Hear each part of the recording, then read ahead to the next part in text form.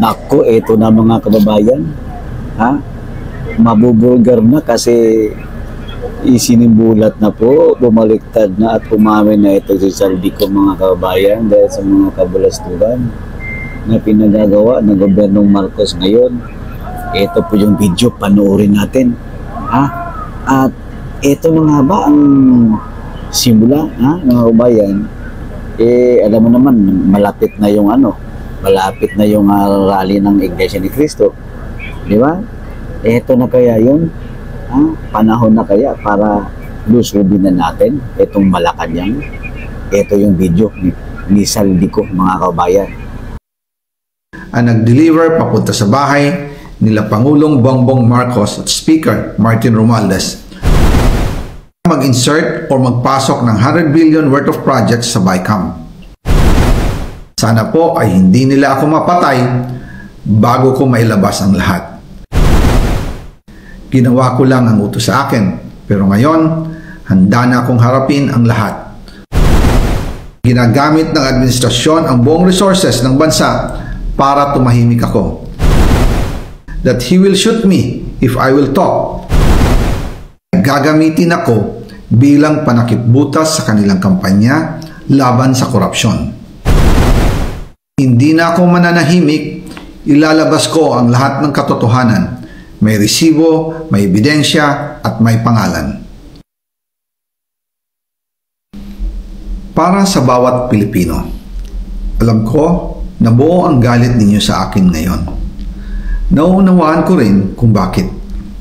Lalo na at malaki ang halagang nakataya. Pero bago kayo humusga, hayaan ninyong ipaliwanag ko ang buong katotohanan. Matagal akong hindi nagsalita dahil may direktang utos sa akin. Huwag nang bumalik ng Pilipinas at manahimik na lamang. Umalis ako noong July 19, 2025 para sa aking medical check-up. Nakaplanong bumalik pagkatapos ng SONA ni Pangulo. Pero habang papauwi na ako, tinawagan ako ni dating Speaker Martin Romualdez at sinabihan, "Stay out of the country.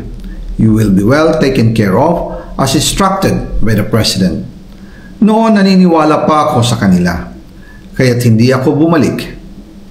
Tumikom ang aking bibig, sumunod ako, pero ang hindi ko alam, ang ibig pala nilang sabihin sa aalagaan ka namin ay gagamitin ako bilang panakipbutas sa kanilang kampanya laban sa korupsyon. Ginawa nila akong poster boy ng kanilang sariling kasinungalingan. Ngayon, hindi na ako mananahimik, ilalabas ko ang lahat ng katotohanan. May resibo, may ebidensya, at may pangalan. Nagsimula ito nung tumawag si Sekmina Pangandaman sa akin nung nag-umpisa ang BICAM process last year, 2024. Ang sabi niya, katatapos lang ng meeting nila ni Pangulo at may instructions na mag-insert o magpasok ng 100 billion worth of projects sa BICAM. At sinabi pa ni Sekmina, you can confirm with Yusek Adrian Bersamin dahil magkasama sila sa meeting ni Pangulong BBM noong araw na yon. Tinawagan ko po agad si Yusek Adrian Bersamin at tinanong ko kung may instruction nga ba ang Pangulo na magpasok ng 100 billion during their meeting. Ang sabi niya ay totoo nga po. Right after our conversation, tinawagan ko po si dating Speaker Martin Romualdez at nireport ko ang instructions ng Presidente to insert the 100 billion projects. At sinabi niya sa akin, what the President wants, he gets. After ng ilang araw, nag-set po ng meeting si Sekmina Pangandaman at Yusek Adrian Bersamin sa amin ni dating Speaker Martin Romualdez sa Aguado Building in front of Gate 4 ng Malacanang at nandoon din po si Yusek Jojo Cadiz. During the meeting, binigay po ni Yusek Adrian Bersamin ang listahan na worth 100 billion. Tinanong ko po si Yusek Adrian kung saan galing ang listahan. Ang sagot niya, galing kay PBBM mismo at binigay niya ito mula sa brown leather bag. Nung sinabi po ni Yusek Adrian Bersamin, yung brown leather bag, naalala ko noong nasa Singapore kami right after the elections of May 2022 sa Hilton Hotel, kami ni dating Speaker Martin and PBBM habang pauwi at pabalik ng Pilipinas, hinabol ng PSG ang brown leather bag at ang sabi ni PBBM, maiwan na lahat, wag lang ang brown leather bag. Kaya naniwala ako na utos talaga ito ng Pangulo. Pagkatapos ng ilang araw, I informed sina dating Speaker Martin Romualdez, Sec. Mina Pangandaman, Yusek Adrian Bersamin, and Yusek Jojo Cadiz na kung pwede 50 billion lang ang ipasok sa program funds dahil so sobra ang DPWH funds versus sa DepEd. In practice, hindi pwede na mas malaki ang budget ng DPWH kaysa edukasyon. And yung balas na 50 billion, ilagay na lang sa unprogram funds for the 2025 budget.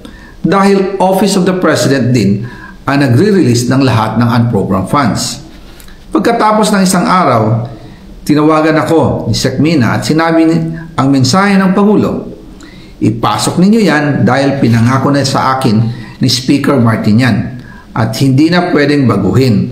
Kumbaga, ang utos ng hari hindi pwedeng mabali. Again, I informed the Speaker and asked clearance about the instructions ng Pangulo. At ang sabi niya, wala tayong magagawa. Kaya po nagtataka ako kung bakit sinasabi ni Pangulo na hindi niya makilala ang budget, samantalang lahat na binawas at dinagdag sa mga ahensya ng gobyerno ay humihingi ng approval sa kanya si Sec. Mina Pangandaman.